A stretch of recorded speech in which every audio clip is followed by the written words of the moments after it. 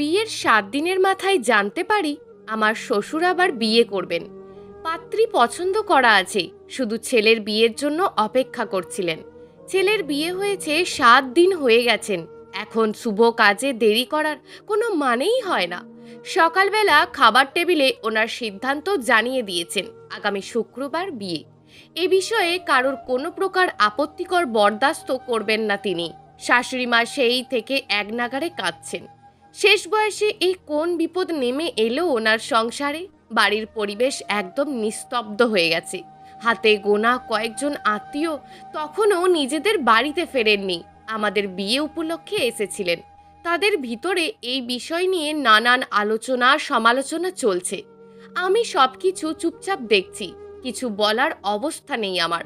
হাতের মেহেন্দি এখনো শুকায়নি, বাড়ির নতুন বউ আমি। এমন গুরুগম্ভীর বিষয়ে হস্তক্ষেপ না করাই ভালো হবে। বিয়ের আগে ৪ বছরের সম্পর্ক ছিল মনিরুলের সাথে। এক কলেজে পড়াশোনা, সেই সুবাদে পরিচয়। সেখান থেকেই প্রণয়ের সম্পর্ক। ৪ বছর পর ৭ দিন আগে বিয়ে হয়েছে। জানা মতে মনিরুলের মা বাবা আমাকে পছন্দ করেনি, আমাদের বিয়ে নিয়ে অনেক ঝামেলা করেছেন, কিন্তু শেষ পর্যন্ত ছেলের জেদের কাছে জিততে পারেননি, বিধায় বিয়েটা হয়েছে। কথা ছিল বিয়ের পরে আমরা আলাদা থাকব, আগের মতন পড়াশোনা চালিয়ে যাব, সবকিছুর খরচ শ্বশুর আব্বা দেবেন। যদিও শ্বশুরমশাই আমাকে পছন্দ করেননি, তবুও আমার পড়াশোনার খরচ চালাতে রাজি ছিলেন।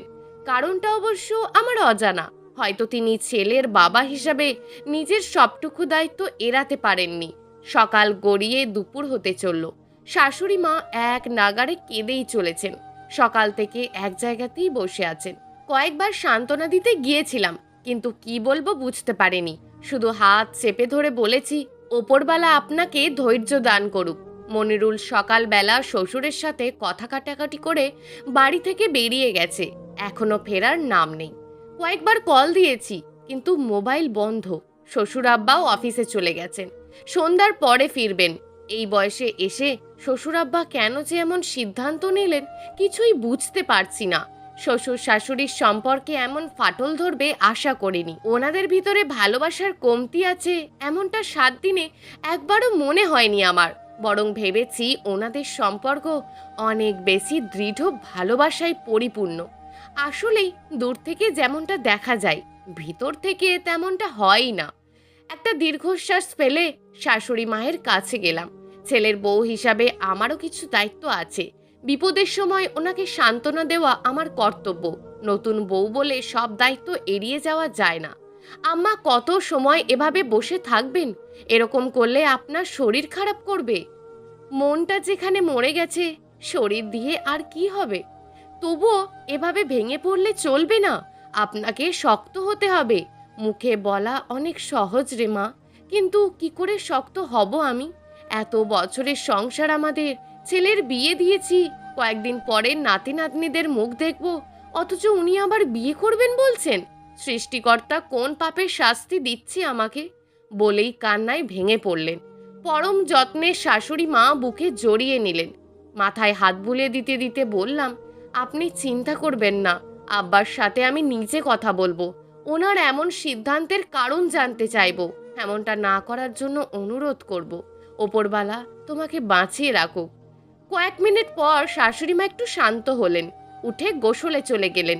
আমিও ঘরে চলে এলাম। গোসলের সময় পেরিয়ে যাচ্ছে, কাপড় নিয়ে বাথরুমে চলে গেলাম। বাড়িতে সব রুমের সাথে আলাদা আলাদা বাথরুম আছে। বাড়ির সামনে সিঁড়ি বাঁধানো, বিশাল পুকুর, তাই গোসল নিয়ে তেমন কোনো সমস্যাই হয় না। বাথরুম থেকে বের হয়ে দেখলাম মনিরুল ফিরে এসেছে, খাটের ওপর বসে আছে। মুখ দেখে মনে হচ্ছে ভীষণ চিন্তিত। ধীর পায়ে হেঁটে ওর পাশে গিয়ে বসলাম। হাতের ওপর হাত রেখে বললাম, চিন্তা করো না, সব কিছু ঠিক হয়ে যাবে। মনিরুল কিছু বলল না, তাচ্ছিল্যের হাসি হাসলো, যেন সব কিছু শেষ হয়ে গিয়েছে, আর কিছুই অবশিষ্ট নেই। মনিরুল, তুমি এভাবে ভেঙে পড়লে মাকে কে সামলাবে বলো? আব্বা হুট করে এমন অবান্তর সিদ্ধান্ত নেবেন কখনো ভাবতে পারিনি। জানো মিতালি, বাবা মায়ের সম্পর্কে ভালোবাসার কোনো অভাব ছিল না। কেন যে আব্বা দ্বিতীয় বিয়ে করতে চাইছেন বুঝতে পারছি না।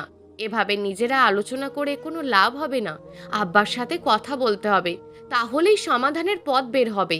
আব্বা আজীবন এক কথার মানুষ, একবার যা বলেন তাই করেন, কারোর কথার তোয়াক্কা করেন না। তবুও কথা বলে দেখতে হবে।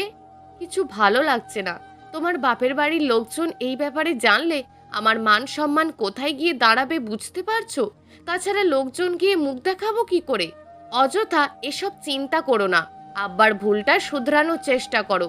তুমি বুঝতে পারছো না। আচ্ছা, আমি বুঝতে পারছি না, তাই বলে তুমি এত অস্থির হবে? আমার বাপের বাড়ির লোকজন এ ব্যাপারে কিছু জানতে পারবে না, তুমি নিশ্চিন্ত থাকতে পারো। আমি ওদের কাউকে কিচ্ছু বলবো না। এসব কথা গোপন থাকে না রে পাগলি। সত্যি ব্যাপারটা গোপন রইল না। ব্যাপারটা পাড়া প্রতিবেশী সকলের কানে পৌঁছে গিয়েছে। বিকেল থেকে দলে দলে মহিলারা বাড়িতে ভিড় করেছেন। নানান জনের নানান কথা। গ্রামের পরিবেশ হয়তো এমনই হয়। প্রথম দিকে ওনাদের কথা কিছুটা হলেও সহ্য করা সম্ভব হচ্ছিল, কিন্তু আস্তে আস্তে মাত্রা ছাড়িয়ে যাচ্ছে। শাশুড়ি মাকে নানান রকমের প্রশ্ন করছে, অদ্ভুত কথা বলছে। কয়েকজন আত্মীয় ওনাদের তালে তাল দিচ্ছে। ওনাদের কথায় আমাদেরই গা ঘিনঘিন করে উঠছে। বিরক্ত হয়ে একে একে সবাইকে বাড়ি থেকে বের করে দিতে লাগলাম। চিৎকার করে বলে উঠলাম, আমার শ্বশুর বিয়ে করুক বা না করুক এটা আমাদের পারিবারিক ব্যাপার। এসব নিয়ে আপনাদের মাথা ঘামাতে হবে না। কোথা থেকে এমন আজগুবি কথা নিয়ে আসেন আপনারা? আর আত্মীয়দের বলছি, সসম্মানে নিজেদের বাড়ি ফিরে যান। আমাদের বদনাম করতে আপনাদের 3 বেলা পেট পুড়ে খাওয়ানো হচ্ছে না। শ্বশুর আব্বা তখন বাড়ি ঢুকছিলেন।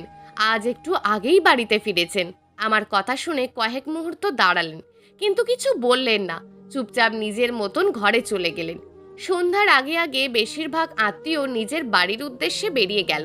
শুধুমাত্র মামি শাশুড়ি রয়ে গেলেন। হয়তো ননদের পাশে থেকে ননদকে সান্ত্বনা দিতে চাইছেন। সত্যি বলতে এসব কিছু আর ভালো লাগছে না। লোকজনদের একটা কথাও সহ্য করতে পারছি না। সত্যি হলেও লোক মুখে নিজেদের খারাপ কথা শুনতে বড্ড গায়ে লাগে। অবশ্য শ্বশুরাব্বা বাড়িতে আসার পর বাড়ির পরিবেশ একদম বদলে গেছে। শাশুড়ি মা ওনার ননদের ঘরে বসে আছেন। মনিরুল নিজের মতন বাইরে চলে গেছে। এখন বাড়িতে মানুষ বলতে আমরা 5 জন। কি করব ভেবে না পেয়ে সকলের জন্য নাস্তা বানালাম, আদা চা এবং পাস্তা। এর থেকে বেশি কিছু বানাতে গেলে দেরি হয়ে যাবে। নাস্তা সাজিয়ে শ্বশুরের ঘরের দিকে গেলাম।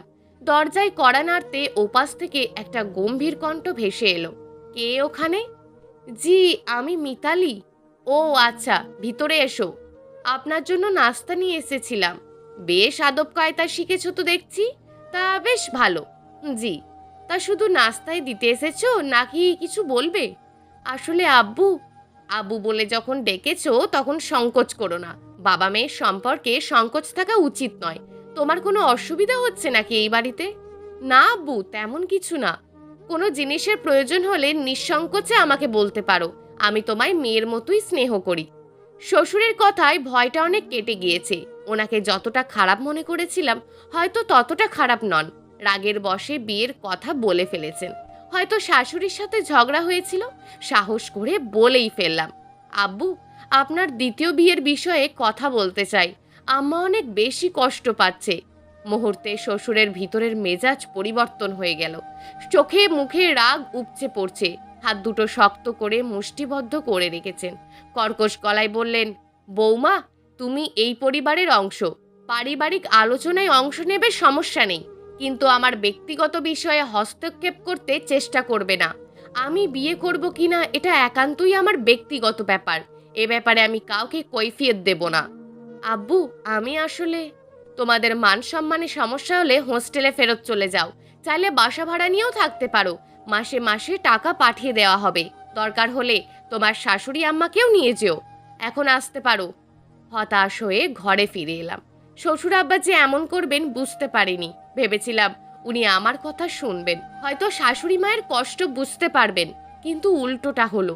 পরের দিন সকালে মেয়ের বাড়ি থেকে 2 জন লোক এলেন। শ্বশুর আব্বু নিজের হাতে সবার যত্ন আত্নি করছে। নানান পদের খাবারের আয়োজন করেছে।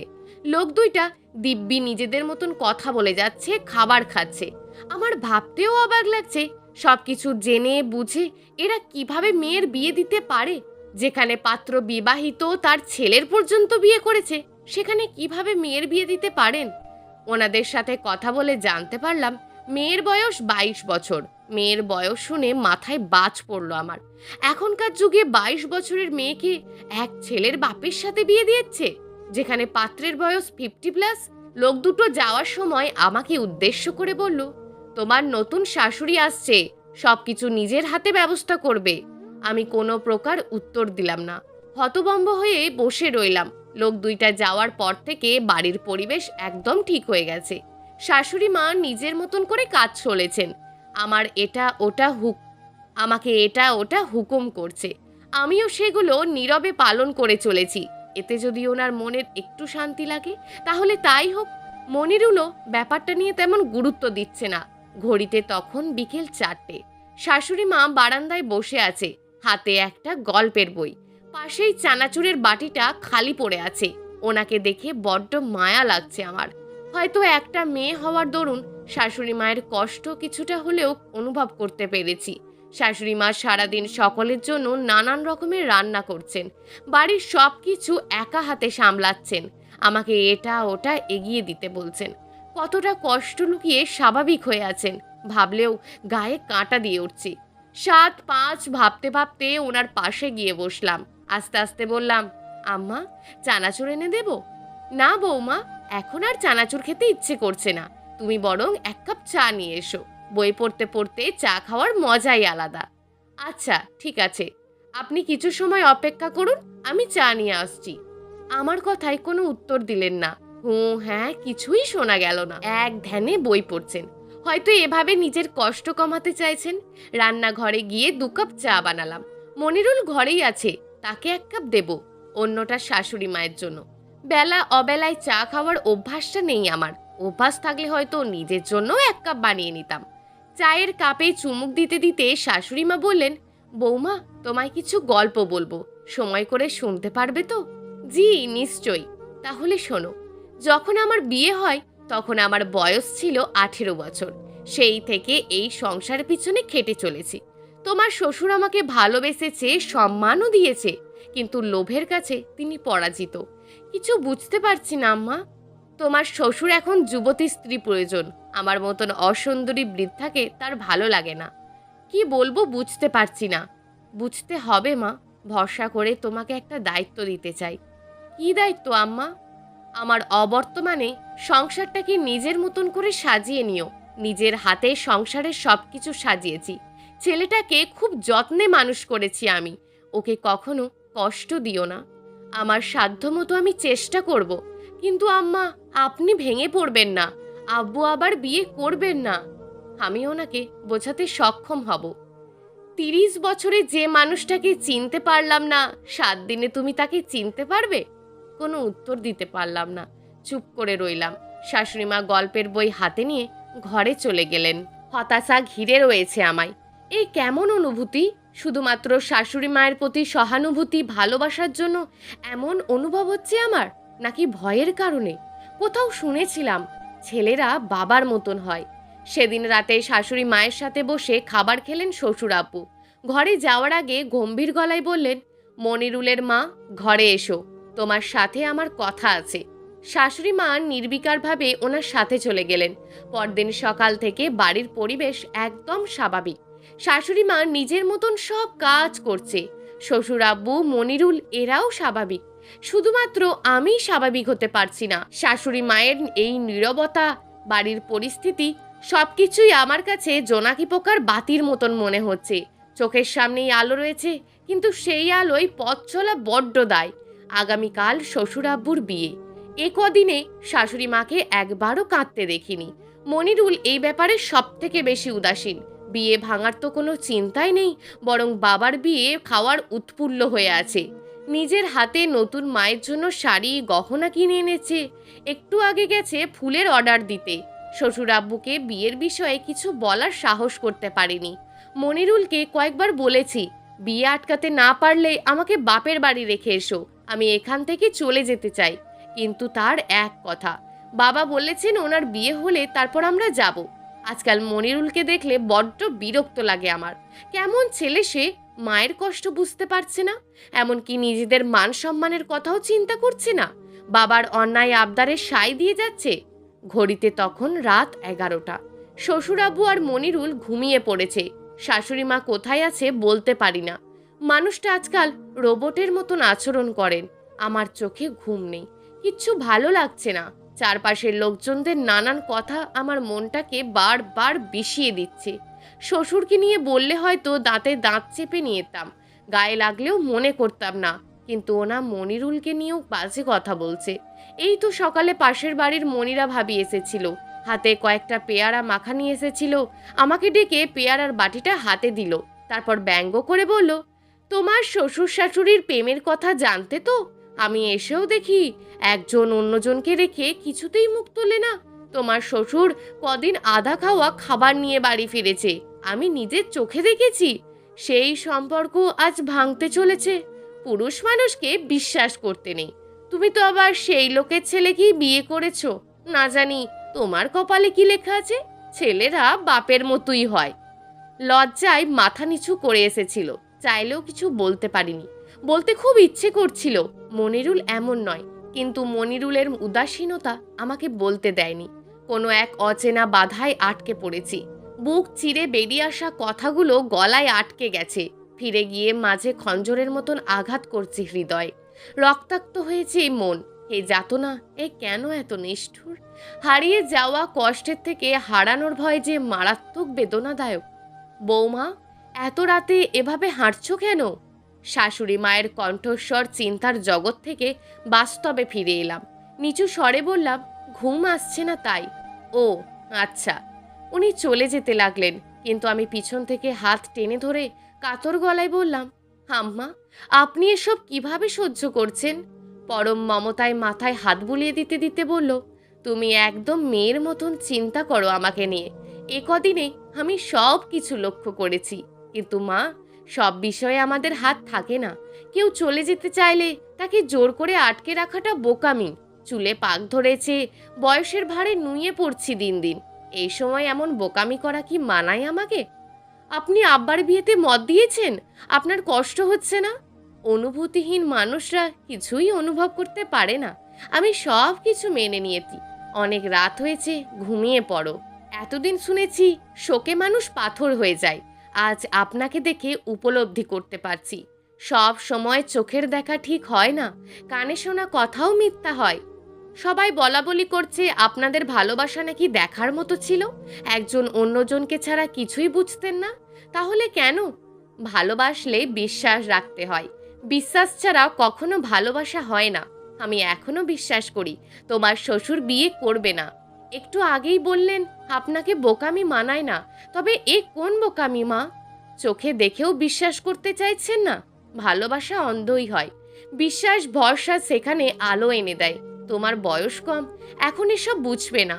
উনি আর কিছুই বললেন না, চুপচাপ নিজের ঘরে চলে গেলেন। শাশুড়ির আচরণ কেমন রহস্যময় লাগলো আমার কাছে। এ যেন এক রহস্যময়ী রমণী, যাকে বুঝতে পারার ক্ষমতা আমার নেই। পরক্ষণেই মনে হলো শোকে পাগল হয়ে গিয়েছে, পাগলের প্রলাপ বকছে। না, আর কিছু চিন্তা করার ক্ষমতা আমার নেই।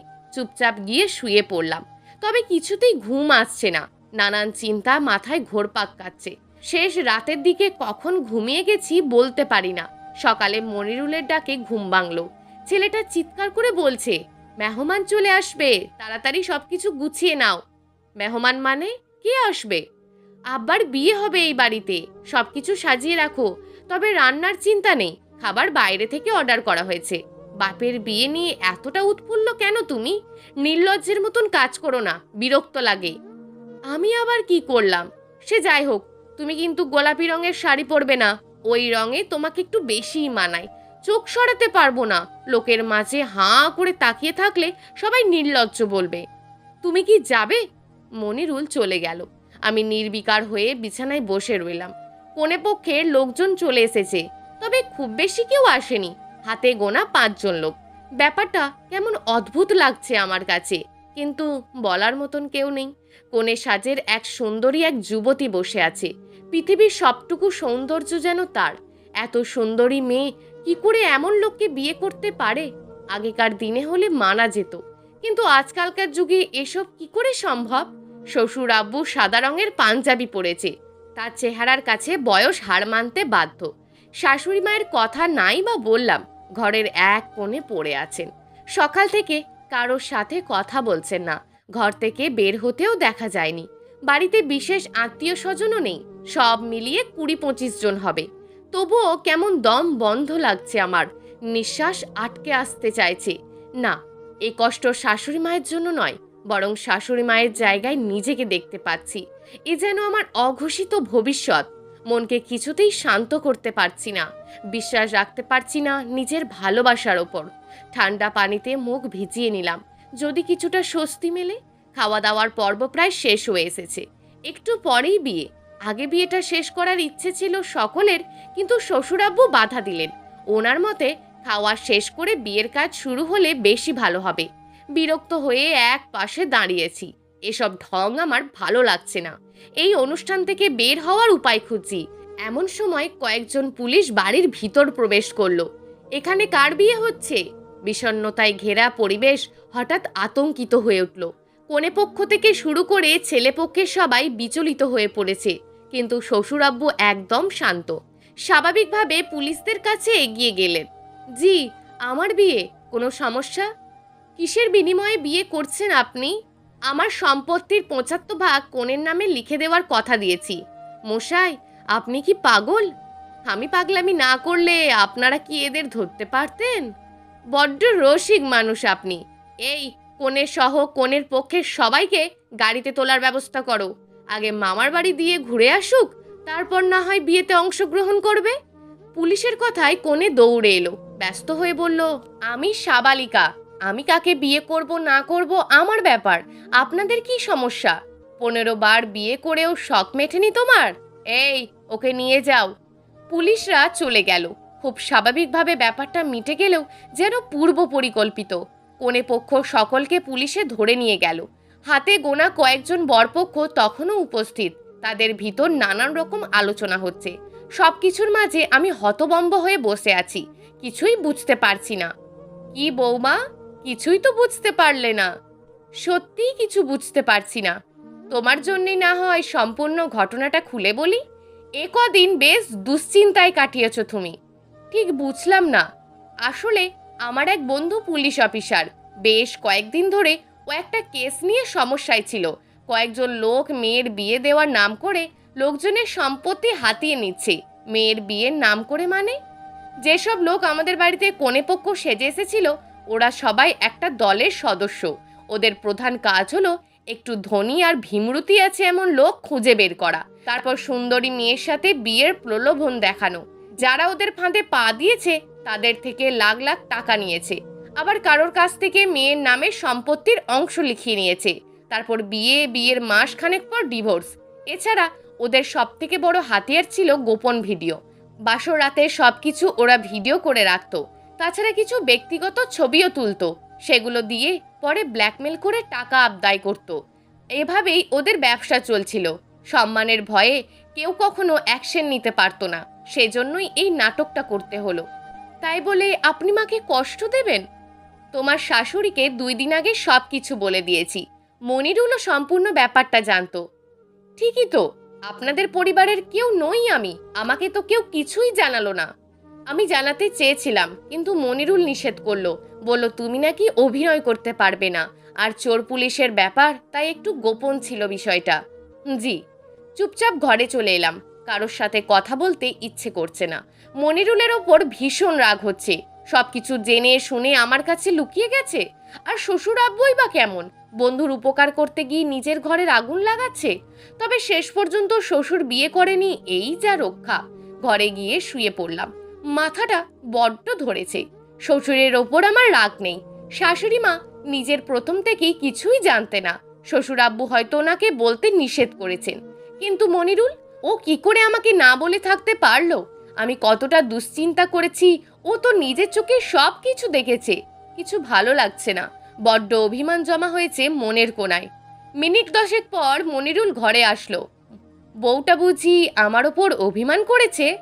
আমি কোনো উত্তর দিলাম না, চোখ বন্ধ করে শুয়ে রইলাম। মনিরুল কাছে এসে বসলো, আমার গায়ে হাত দিয়ে বোঝার চেষ্টা করছে আমি অসুস্থ কিনা। তোমার কি শরীর খারাপ লাগছে? ভালো লাগছে না, বিরক্ত করবে না। উড়ি বাবারে, কি হলো আমার চাঁদ পাখির? আপনাকে এত আহ্লাদ করার দরকার নেই। তাহলে কে আহ্লাদ করবে শুনি? কেউ না। আরে এত অভিমান করতে নেই, আসলে বিষয়টা গোপন ছিল। তাছাড়া থানা পুলিশের ব্যাপার, তাই তোমাকে জড়াতে চাইনি। ভালো করেছেন। আমিও এমন ব্যবসা শুরু করব ভাবছি। হ্যাঁ করো, আমাকে পার্টনার হিসেবে নেবে নাকি? যত সব। আচ্ছা, শ্বশুর আব্বু শাশুড়ি মাকে বোঝাবে কি করে এখন? এই যেমন আমি তোমাকে মানিয়ে নিলাম। আসলে আব্বু মাকে সবটা আগেই বলে দিয়েছে, এজন্য মা শেষ কয়েকদিন একটু স্বাভাবিক ছিল। আচ্ছা, ওদের ধরতে এমন নাটক করতে হলো কেন? পুলিশ তো এমনিতেই ওদের ধরতে পারতো। ওদের নাগালের ভিতর পাচ্ছিল না, আর যেহেতু ওদের কাছে গোপন ভিডিও, ছবি এসব রাখা ছিল, তাই লিখিত অভিযোগ দিতে ভয় পেত। লিখিত অভিযোগ না পেলে পুলিশ কিছুই করতে পারছিল না, তাই আব্বুকে দিয়ে এমনটা করানো। নাটক তো তুমিও করতে পারতে, আব্বু কেন? আমি করলে ওরা সন্দেহ করত। ওদের মূল টার্গেট 50 ঊর্ধ্বে লোক, যারা সুন্দরী বউ পাওয়ার জন্য লাখ লাখ টাকা খরচ করতে পারে। তবে বয়স হলে সবাইকে এমন ভীমরুতিতে ধরে না। যাক, বুঝলাম। আমি তো ভেবেছিলাম শ্বশুরাব্বু বিয়ে করছে। জানো, আজ এই অনুষ্ঠান করার আরও একটি কারণ আছে। আজ মা বাবার বিবাহ বার্ষিকী, সেজন্য বাবা হিসেব করে আজকের দিন ঠিক করেছেন। সন্ধ্যাবেলা ছোটখাটো অনুষ্ঠানের আয়োজন করতে হবে। শ্বশুরাব্বু তো অনেক রোম্যান্টিক, একদম তার ছেলের মতন। প্রিয় দর্শক, এই গল্পটা আপনাদের কেমন লাগলো তা অবশ্যই একটি কমেন্ট করবেন। আর যদি গল্পটা আপনাদের ভালো লেগে থাকে তাহলে ভিডিওটিতে একটি লাইক করে দেবেন, এবং এই ধরনের ভিন্ন স্বাদের গল্প শোনার জন্য চ্যানেলটিকে অবশ্যই সাবস্ক্রাইব করে আমাদের সঙ্গে যুক্ত থাকুন।